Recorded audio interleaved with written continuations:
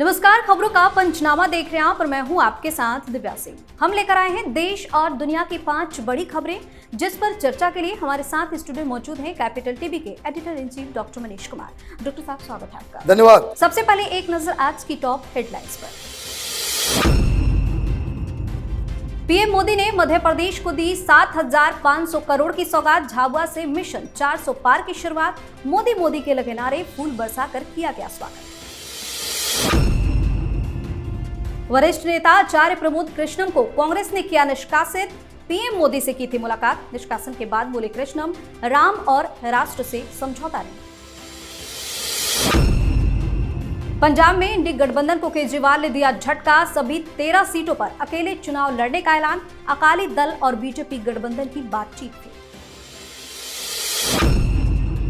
नीतीश सरकार के floor test से पहले मचा बवाल। सत्ताधारी दल और विपक्षी पार्टियों को सता रहा विधायकों के टूटने का डर। कल सरकार बनने को लेकर सस्पेंस बरकरार। पाकिस्तान चुनाव में धांधली को लेकर बवाल। इलेक्शन कमीशन ने दिया फिर से मतदान कराने का आदेश। राजनीतिक दलों में मचा हड़कंप। सबसे पहली खबर में बात पीएम मोदी की। प्रधानमंत्री नरेंद्र मोदी ने आगामी लोकसभा चुनाव के लिए मध्य प्रदेश से बीजेपी के अभियान की शुरुआत कर दी है। पीएम आज झाबुआ पहुंचे और खुली जीप में सवार होकर रोड शो करते हुए सभा स्थल पर पहुंचे, जहां लोगों ने मोदी के नारे लगाकर और फूल बरसाकर उनका स्वागत किया। मुख्यमंत्री मोहन यादव भी पीएम मोदी के साथ जीप में सवार नजर आए। झाबुआ पहुंचे पीएम मोदी ने कई हजार करोड़ की विकास परियोजनाओं की सौगात दी और इसके साथ ही जनजातीय सम्मेलन को संबोधित किया। इस दौरान पीएम मोदी ने कहा कि अभी से लोग कहने लगे हैं कि 24 में फिर मोदी सरकार, और विपक्ष भी कह रहा है कि अब की बार 400 के पार। एक बार फिर से पीएम मोदी मध्य प्रदेश पहुंचे और जबरदस्त तरीके से बहुत सारी बातें कही। देखिए, प्रधानमंत्री Modi he is on roll. गजब कर रहे हैं, जहां जा रहे हैं वो कहते हैं धुआं उड़ा देना। कांग्रेस पार्टी को सिर्फ वो चुनाव में मात नहीं देने जा रहे, पूरा कॉन्फिडेंस उखाड़ फेंकने की तैयारी में जुटे हुए हैं। मध्य प्रदेश की बात आपने की तो मध्य प्रदेश में एक और बड़ी खबर आने वाली है। कमलनाथ भारतीय जनता पार्टी में जाने वाले हैं। इस तरह की खबरें जो है वो आ रही है। मतलब कांग्रेस के कई सारे लीडर्स ऑलरेडी बीजेपी में आ चुके और अब बड़े विकेट्स गिरने का समय आ गया है। ये संकेत उस वक्त से ही मिल रहा है जब से प्रधानमंत्री मोदी ने 400 पार का नारा दिया है, जिसमें उन्होंने घोषणा की कि 370 भारतीय जनता पार्टी अकेले चुनाव जीतेगी। ये कॉन्फिडेंस जो है, इस कॉन्फिडेंस के सामने जो विपक्ष है वो बहुत ही कमजोर नजर आ रहा है। और खबर ये आ रही है कि कांग्रेस पार्टी के कई सारे वरिष्ठ लीडर भारतीय जनता पार्टी के संपर्क में हैं, क्योंकि उनको लग रहा है कि कांग्रेस अब रिवाइव नहीं कर सकती।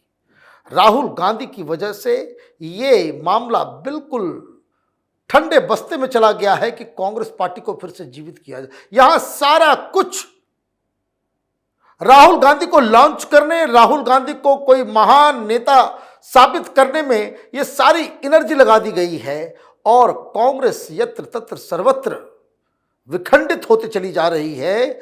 और जब ये खबर आएगी कि 4-5 वरिष्ठ लीडर जो इनके मुख्यमंत्री रह चुके हैं, इनके मुख्यमंत्री का चेहरा थे, मेन कैंपेनर हैं, गांधी परिवार से नजदीकियां थी, और ऐसे ऐसे लोग अगर कांग्रेस पार्टी को छोड़ने लग जाए तो फिर आपको तो कहना पड़ेगा कि प्रधानमंत्री मोदी ये जो कह रहे हैं 400 पार, तो वाकई ये 400 पार वाली स्ट्रेटजी है। जी, अगली खबर में बात कांग्रेस पार्टी की। कांग्रेस के दिग्गज नेता आचार्य प्रमोद कृष्णम को पार्टी ने 6 साल के लिए निष्कासित कर दिया है। इससे पहले उन्होंने रामलला के प्राण प्रतिष्ठा का निमंत्रण कांग्रेस की तरफ से ठुकराए जाने पर अपनी नाराजगी जाहिर की थी। वहीं निष्कासन के बाद आचार्य प्रमोद कृष्णम की पहली प्रतिक्रिया सामने आई है। कांग्रेस को 2 टूक जवाब देते हुए प्रमोद कृष्णम ने कहा, अपने एक्स अकाउंट पर लिखा कि राम और राष्ट्र पर समझौता नहीं किया जा सकता। इसके साथ ही प्रमोद कृष्णम ने कांग्रेस नेता राहुल गांधी को टैग भी किया। अब कयास लगाए जा रहे हैं कि कृष्णम बीजेपी का दामन थाम सकते हैं। वहीं 2 दिन के ब्रेक के बाद कांग्रेस नेता राहुल गांधी की भारत जोड़ो न्याय यात्रा रायगढ़ से एक बार फिर शुरू हो गई है, लेकिन कहा यह जा रहा है कि समय से पहले ही यात्रा पर विराम लग जाएगा। अब कहा जा रहा है कि समय से पहले ही यात्रा रुक जाएगी। देखिए, 10 दिन का टाइम जो है कट शॉर्ट किया गया है। ये तो पहले ही बहुत बड़ी मूर्खता थी कि चुनाव सिर पे है और आप यात्रा पे निकल गए हैं। यात्रा पे निकलने का काम नेताओं को 1 साल पहले करना चाहिए, चुनाव से 1 साल पहले।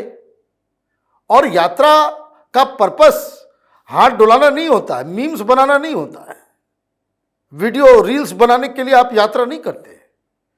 यात्रा किसी मैसेज के साथ आपको करना होता है, उस मैसेज को पहुंचाना होता है। ये भारत जोड़ो यात्रा इन्होंने कन्याकुमारी से कश्मीर तक कर दी, क्या मैसेज दिया? 0। अभी क्या मैसेज दे रहे हो? 0। तो एक तो पहला पर्पस सॉल्व नहीं कर सके आप। दूसरा पर्पस होता है कि जब आप इस तरह की यात्रा करते हैं तो इस यात्रा में शामिल लोगों के जरिए आप वापस अपने संगठन को मजबूत करते हैं। कहाँ है संगठन? कहाँ है लीडर? जो लोग साथ में तो छोड़ छोड़ के जा रहे हैं। आपने प्रमोद कृष्णम को निकाल दिया। मैसेज आप देते हो भाई कांग्रेस पार्टी मोहब्बत की दुकान खोलने आए हैं, यहां डेमोक्रेसी है, अभिव्यक्ति की आजादी है। आप भूल गए प्रमोद कृष्णम वो कल की पीठ के पीठाधीश है। वहां कोई कार्यक्रम हो रहा है, उसका वो निमंत्रण देने के गए थे प्रधानमंत्री के पास, तो प्रधानमंत्री से मिलकर आ गए तो आपने उनको पार्टी से निकाल दिया।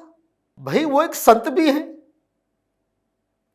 देश भर से तमाम संतों को बुलाया गया।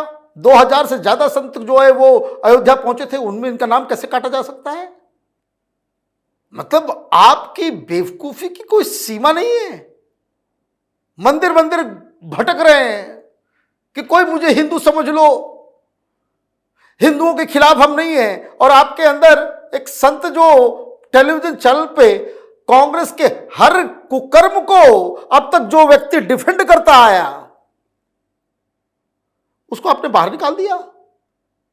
तो ये मोहब्बत की दुकान नहीं है, ये ऐसा दुकान है जिसमें सिर्फ नफरत है प्रधानमंत्री मोदी के लिए। जो पीएम मोदी को गाली देगा वो कांग्रेस में रहेगा, जो सच बोलेगा, राहुल की बातों से इत्तेफाक नहीं रखेगा, कांग्रेस पार्टी में उसको कोई जगह नहीं दी जाएगी, उसको बाहर निकाल दिया जाएगा। कांग्रेस पार्टी अपनी बर्बादी की तरफ चल नहीं रही, दौड़ रही है। इस खबर में बात पंजाब की। पंजाब में आम आदमी पार्टी ने इंडी गठबंधन को बड़ा झटका दिया है। अब आपके राष्ट्रीय संयोजक अरविंद केजरीवाल ने सभी सीटों पर अकेले दम पर चुनाव लड़ने का ऐलान कर दिया है। इसी महीने के अंत में उम्मीदवारों के नाम की घोषणा भी हो जाएगी। आपने चंडीगढ़ में भी अपना उम्मीदवार उतारने की बात कही है। वहीं दूसरी तरफ पंजाब में शिरोमणि अकाली दल और बीजेपी गठबंधन की बातचीत लगभग फेल हो गई है।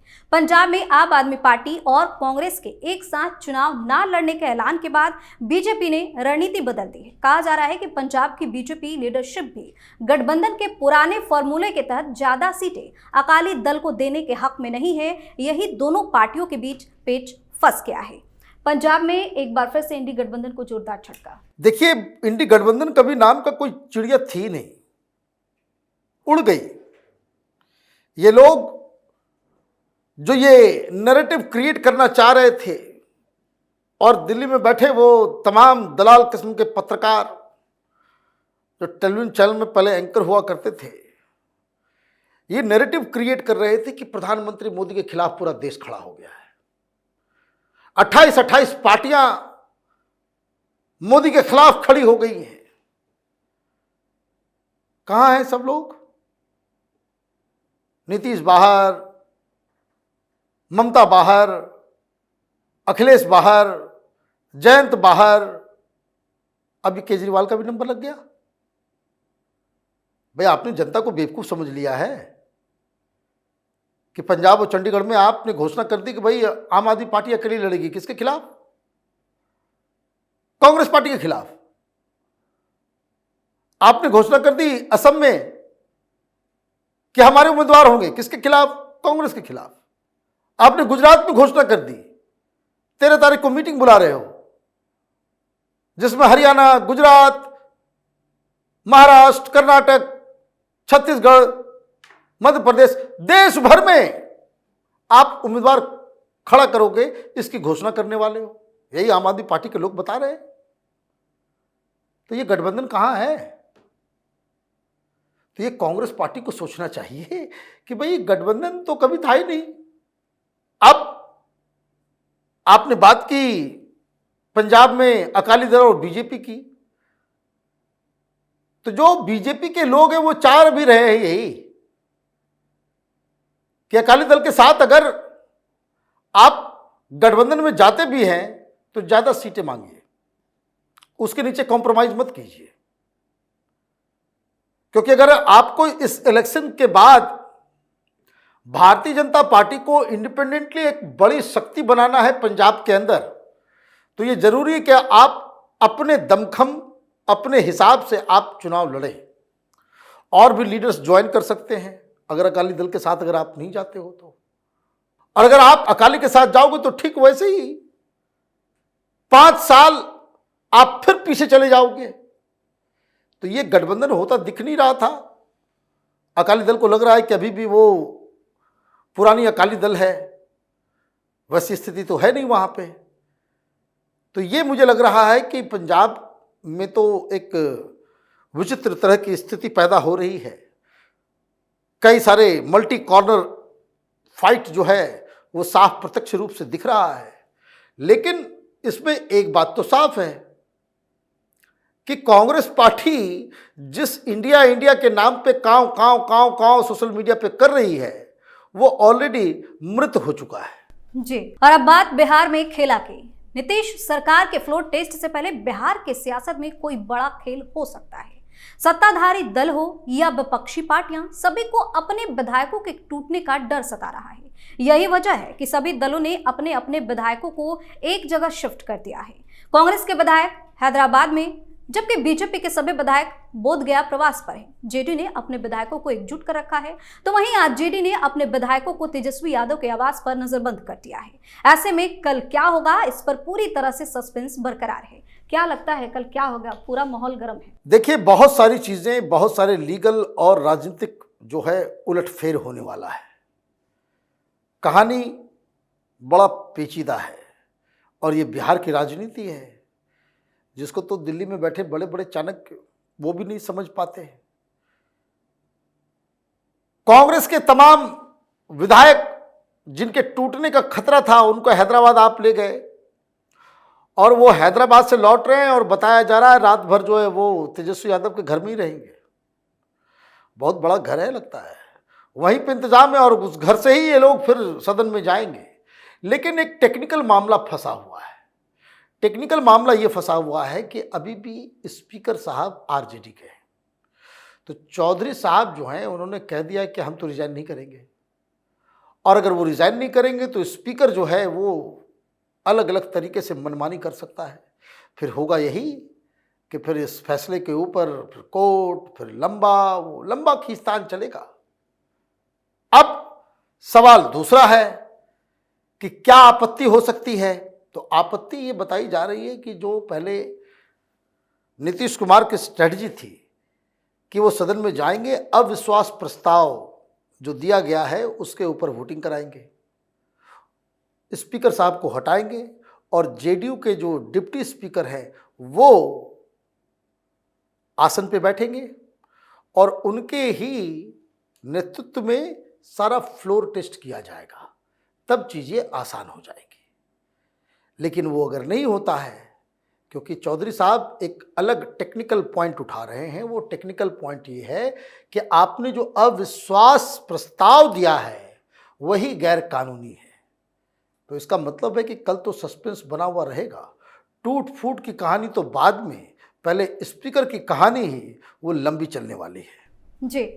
आखिरी खबर में बात पाकिस्तान की। पाकिस्तान चुनाव में धांधली के आरोपों से जनता सड़क पर है। इमरान खान की पार्टी पाकिस्तान तहरीक-ए-इंसाफ देश भर में विरोध प्रदर्शन कर रही है। इसके चलते जगह जगह पुलिस की तैनाती भी करनी पड़ी है। देश भर में विभिन्न लोकसभा क्षेत्रों के पोलिंग बूथों पर धांधली का आरोप लगाया गया है।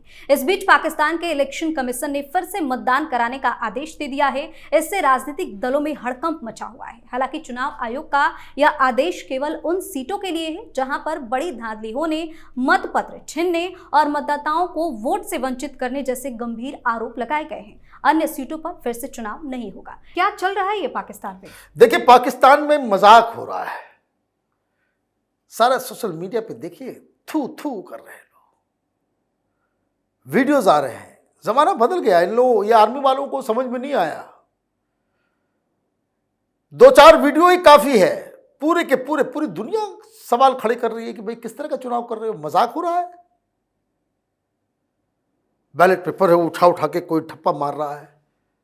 आइए, जो हिंदुस्तान में बहुत सारे जंतु हैं और उसमें दलाल पत्रकारों का जो पूरा गैंग है, वो भी कहता है कि ईवीएम से मत कराओ, एक इस पे बैलेट पेपर। क्या हो रहा है बैलेट पेपर में? आप देख रहे हो, भारत को वैसे लेकर के जाना चाहते हो। अब मरता क्या न करता। अमेरिका ने भी सवाल उठा दिया, यूके ने भी सवाल उठा दिया, यूएन से सवाल उठ रहा है। कोई भी मीडिया, कोई भी इंडिपेंडेंट एजेंसी, सारे लोग कह रहे हैं कि तो बकवास चल रहा है। ये किस तरह का चुनाव आपने करवा दिया? तो ये मामला कोर्ट में भी जाएगा, क्योंकि इमरान खान की पार्टी के बहुत सारे लोग जहां जहां हारे हैं वो कोर्ट चले गए। तो इलेक्शन कमीशन क्या करेगा कि जहां जहां धांधली हुई है उसका रिपोर्ट बना लेगा, जिन जिन बूथ के ऊपर धांधली हुई उसका लिस्ट बना लेगा, वहां पर रीपोलिंग करवा देगा और रीपोलिंग करवा करके फिर इमरान खान की पार्टी को, उसके इंडिपेंडेंट कैंडिडेट को हरवा देगा। लेकिन एक इंपॉर्टेंट चीज समझने की आवश्यकता है। जनता इमरान खान के साथ है, इसमें कोई डाउट नहीं है। लेकिन सरकार के ऊपर इमरान खान जो कह रहे हैं कि भाई हमारी सरकार बनेगी, हम जीत गए, इंडिपेंडेंट्स को जो है प्रधानमंत्री बना दो, ये पॉसिबल नहीं है। ये पॉसिबल नहीं है। संविधान पाकिस्तान का यही कह रहा है कि जो सबसे बड़ी पार्टी है, अगर वो कॉबल अप कर लेती है मेजॉरिटी, तो प्रधानमंत्री उसी पार्टी का होगा। तो उस हिसाब से नवाज शरीफ होगा। जनता ने उसको वोट नहीं किया है, आप इंडिपेंडेंट लड़ रहे हो। तो पहली चीज तो पाकिस्तान में, मैंने क्यों कहा मजाक, आपने ऐसी पार्टी जो बहुमत अपने दम पे ला सकती थी उसको आपने बैन कर दिया। ये ठीक वैसा ही है कि भाई कल कांग्रेस पार्टी की सरकार आ जाए और आप बीजेपी को बैन कर दें, बीजेपी आरएसएस सबको बैन कर दें और चुनाव करवा लें। तो ये कोई मनमाने मतलब तो है नहीं। तो ये सारी चीजें हो रही है। जिस अस्थिर पाकिस्तान को स्थिरता लाने के लिए ये चुनाव को कंडक्ट कराया गया था, पाकिस्तान की आर्मी फेल हो गई है। अभी पाकिस्तान के पतन की शुरुआत हुई है। ये इमरान खान के जो कारकुन हैं, कार्यकर्ता, ये आर्मी वालों को दौड़ा दौड़ा करके पीटेंगे। अभी बहुत कत्लो गारत जो है पाकिस्तान में होना बाकी है। बहुत बहुत धन्यवाद सर तमाम जानकारी के। धन्यवाद। खबरों का पंचनामा में आज के लिए फिलहाल इतना ही। देश और विदेश की बाकी खबरों और उनके सटीक एनालिसिस के लिए देखते रहिए कैपिटल टीवी। हमें लाइक कीजिए, शेयर कीजिए और हाँ, कैपिटल टीवी को सब्सक्राइब करना बिल्कुल ना भूलें। धन्यवाद।